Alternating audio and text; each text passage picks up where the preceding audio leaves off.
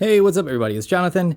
And with every new year comes new iPhones. And this year, the iPhone 7 and 7 Plus are some of the hardest iPhones to get your hands on, at least when it comes to the new color, which is jet black, and also the matte black.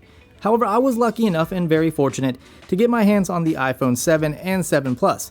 Unfortunately, I wanted the jet black iPhone 7 Plus or even the matte black, but I got stuck with the pink one.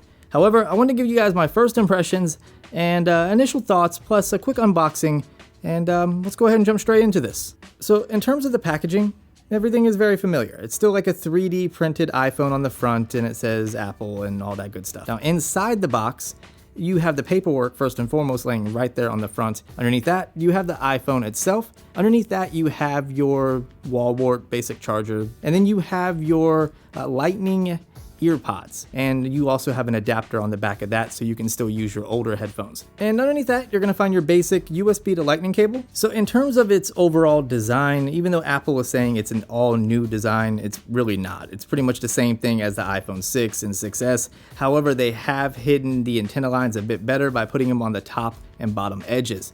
And also the camera hump, even though it's still there, is more involved with the unibody design, meaning that it's encased more with the aluminum, and which is great and all, but however, when they did that, they no longer are using sapphire glass on the lens, it's just normal glass.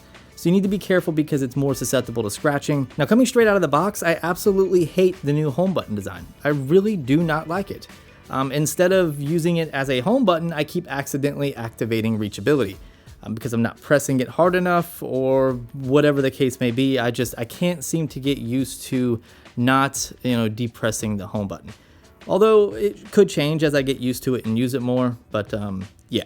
So another thing that has changed is the fact that we do have stereo speakers now. Even though the one on the bottom left is not a speaker, the earpiece actually acts as a speaker now, which is great, especially if you pair up like the iPhone 7 with the battery case. It pretty much gives you front-facing speakers, and they do get pretty damn loud. Both the iPhone 7 and 7 Plus still have the same resolution displays. However, it's a wider color gamma, and it's about 25% brighter, Apple said. However, I really am not that impressed with the display initially. If you look at the iPhone 7 compared to the iPhone 6s Plus, it pretty much puts the two on the same page in terms of brightness and color reproduction. As far as the iPhone 7 Plus, it's a bit brighter than the iPhone 6s Plus. It is a little bit sharper, I would say. Colors are definitely a lot better, and the overall white point or white balance is definitely much warmer and greatly improved. The iPhone 6s and 6s Plus are very, very good performing phones, and I never really had an issue with lag or any hiccups or stutters.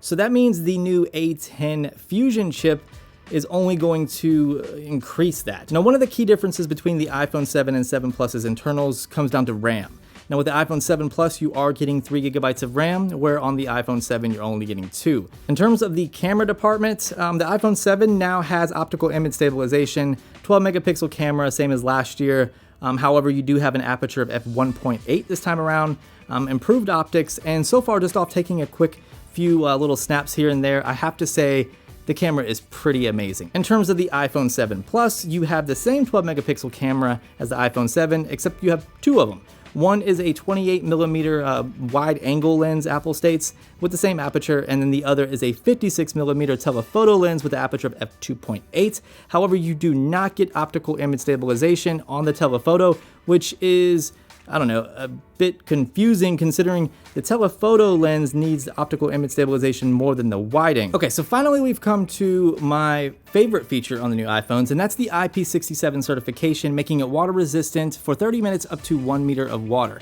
Now it's not IP68 like the Galaxy S7 and S7 Edge, active and all that good stuff, and Apple definitely does not warranty water damage still. But I'm still very happy that they brought this feature to the new iPhones because it does give you an added sense of security. So yeah, that was my first impressions and initial thoughts on the iPhone 7 and 7 Plus. If you guys enjoyed this video, drop it a big thumbs up because it does help out the channel. And go ahead and follow me on all my social media connections so you can get at me on a more direct level.